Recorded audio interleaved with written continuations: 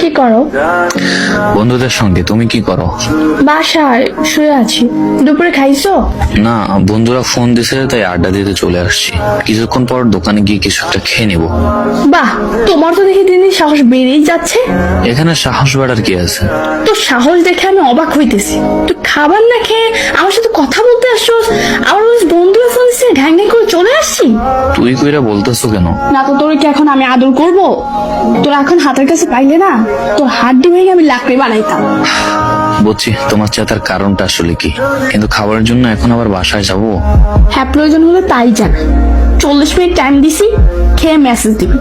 এর আগে তুই মরে গেল, আমি মেসেজ দিব না। বাই। তুমি আছো? খাবার শেষ। সত্যি খাবার খেয়েছো? মিথ্যা বলার ইচ্ছাও নাই, জল্লাদ জিএফের বকা শোনার ইচ্ছাও নাই।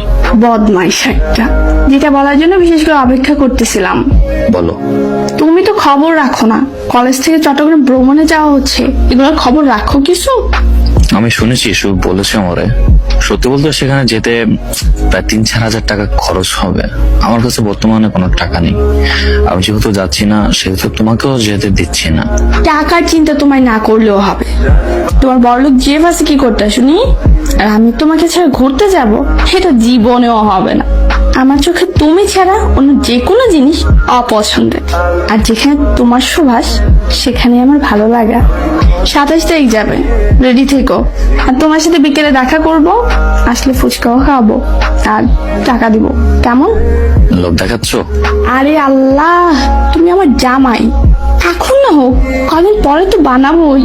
এখন তোমার এই অবস্থা, এটা সারা জীবনের জন্য না, আজ হোক কিংবা কাল। আমার প্রতিটা আবদার পূরণ করার জন্য তুমি নিজে সবটুকু দিয়ে চেষ্টা করবে। আর তোমার এই শূন্য অবস্থান যদি তোমার পাশে না থাকতে পারি, তবে আর যাই হোক, বিয়ের পর তোমার পাশে থাকার যোগ্যতা হয়তো বা আমার নেই।